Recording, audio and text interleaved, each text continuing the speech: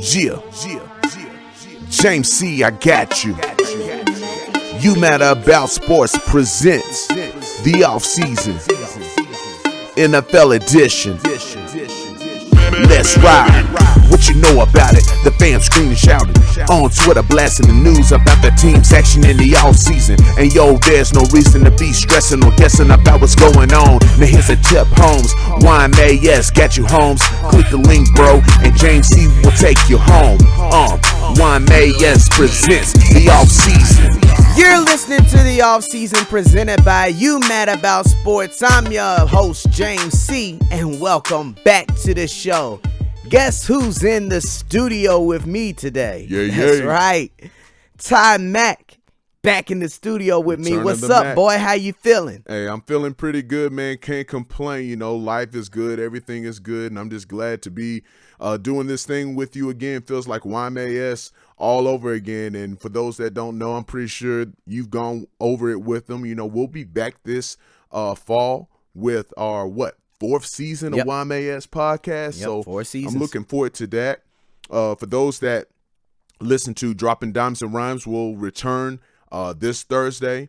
We'll be talking about the NBA playoffs and, you know, some of the moves that we think might take place during the offseason. But this is the NFL offseason. Yes, sir. And shoot, the draft is next week? Yes, the NFL draft will be kicking off next Thursday, April 27th. And man, I cannot wait because this process is just way too long. You know, the draft used to be, I would think the draft used to be this coming week. It would be this Thursday, but they bumped it back to the last week in April so it can, you know, fester into May.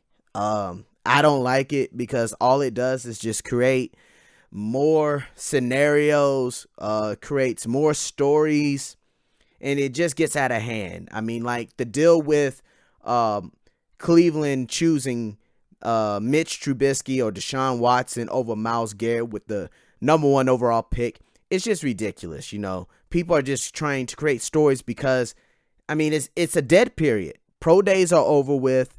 You know, we got visitations and all that other stuff going on. But other than that, there's really nothing that you don't already know that you can bring out now, you know. And that's what's going on right now. And this draft process is extremely long. But this Thursday, for those of you that follow YouMadAboutSports.com, I will be dropping my third and final mock draft for the draft season. I'll go over a little bit about who I think is going to go during this episode, but I'm not going to go into a lot of detail. Obviously, I think the consensus pick will be Myles Garrett, number 1 overall to the Cleveland Browns. After that, man, you know, there's a lot of speculation that San Francisco is going to trade the pick. It's still up in the air. If the Titans are going to trade the pick, are they going to be able to trade the pick? And the fact of who are they going to trade the pick to? In your opinion, who are the teams that you can say right now will be options for the Titans to trade that 5th overall pick to? Well, I think when you look at it, you know, Cleveland automatically pops out. You know, there's really not a lot of trade people because here's the deal.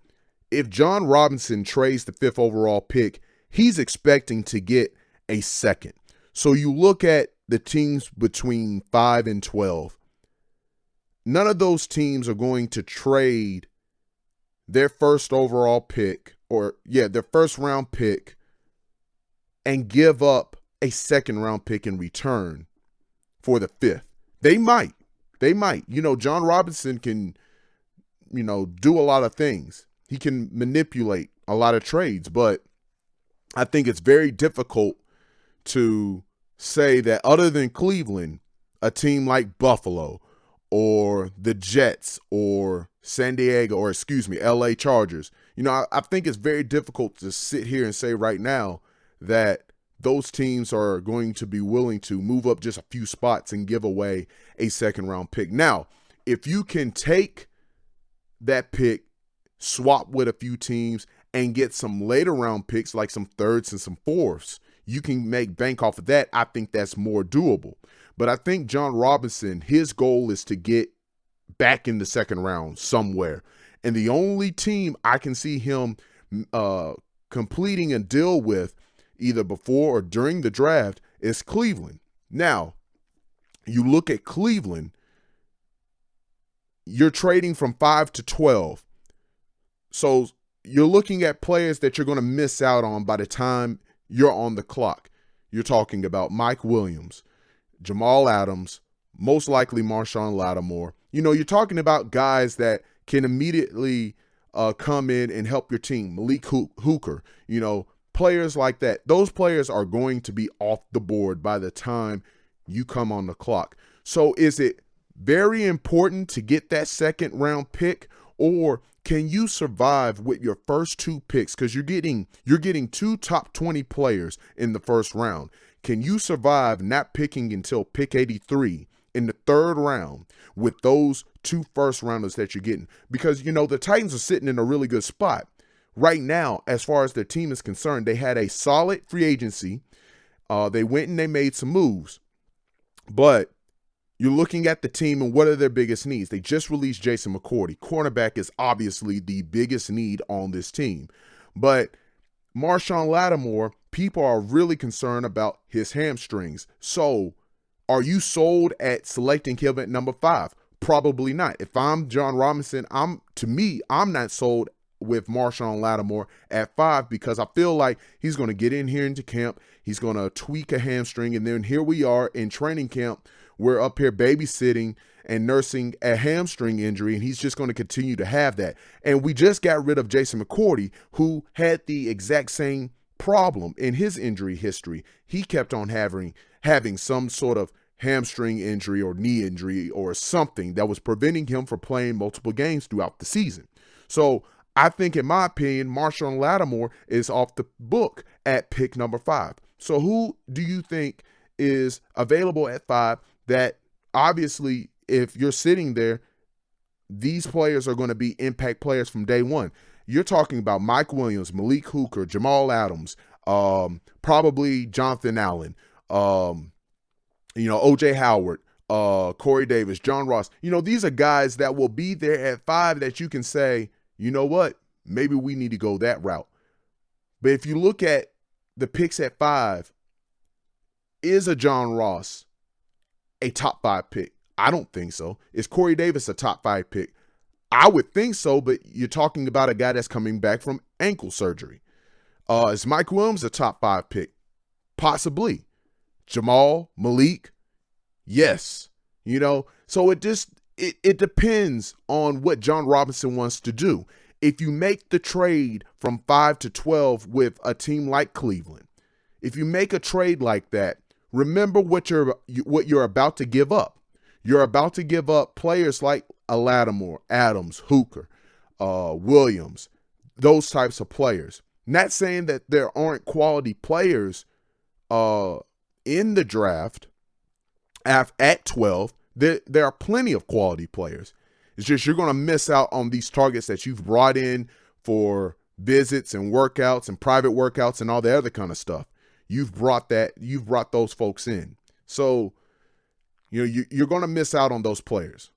But bottom line is this: can you survive with picks 5 and 18 and last all the way into the third round? I think the Titans, with their situation, when you look at their roster currently right now, I think they can survive without having at least one pick in the second round. You bring up a good point about can they survive without having a second round pick. And I'm with you. I think they can.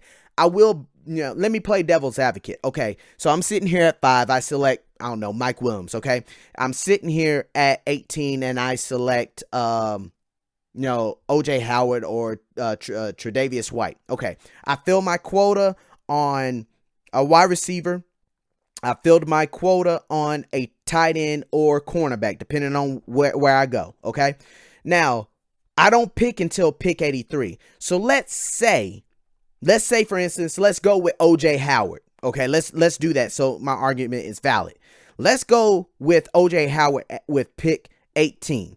All right, I have a tight end and I have a wide receiver, but my biggest need is corner. Now I have to wait until pick 83 to select my first corner. Am I getting a quality corner in round 3? Possibly. I've made this argument a lot of times on Twitter that this draft is deep with corners. So you can miss on the Marshawn Lattimores. You can miss on the Tre'Davious Whites. You can miss on the Garyon Conleys. You can miss on those guys, okay? Sidney Jones, he's possibly available. Remember, though, he's probably not going to be able to play because of the Achilles injury. So if you're sitting at 83 and Sidney Jones is there, do you take a Sidney Jones at 83, knowing that it's most likely he's not going to play? You're going to have to redshirt this guy for the entire season. You're getting a first round corner, but you won't be able to play with him until 2018. Can you live with that?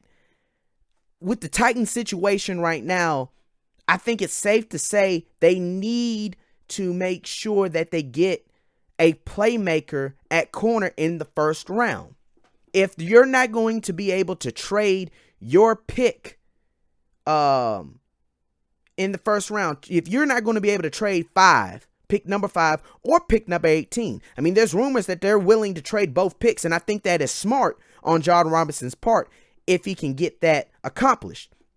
But if you can't trade those picks and you can't get a second round pick, can you drive enough capital in the picks that you have currently and make sure that you get playmakers on the defensive side of the ball, especially in the secondary? Because you're looking at this secondary, especially at the cornerback position. You have Logan Ryan. Obviously, he's your number 1 corner. Then you have LaShawn Sims coming back. Played good towards the end of the season.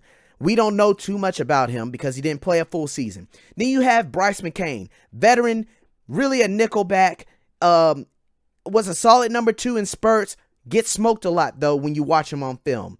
Then you have Kalen Reed, Mr. Irrelevant last year. He did get some playing time, got beat out by LaShawn Sims, barely made the roster, going into the full season, got onto the practice squad, got brought back up, blah, blah, blah, blah, blah. All that other kind of stuff. You have some young players at the cornerback position. Are these guys playmakers? We don't know. We know Bryce McCain isn't. We've seen what he can do. We know Logan Ryan is as good as what he can do. Okay, we know what he can do.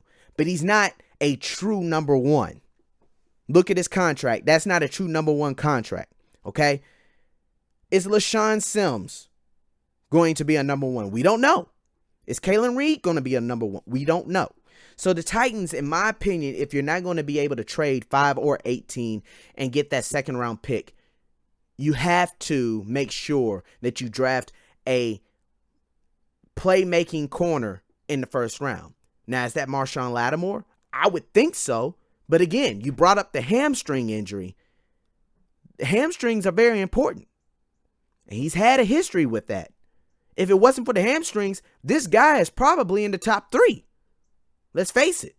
But because of his hamstring injury, and you never know, he might not even be on the board at pick number 5. Somebody in the top 3 or top 4 might select him. We don't know. He could go to Jacksonville, at number 4. We don't know. He could go to San Francisco at 2. He can go to Chicago at 3. Cleveland could be stupid and select him number 1 overall. We don't know.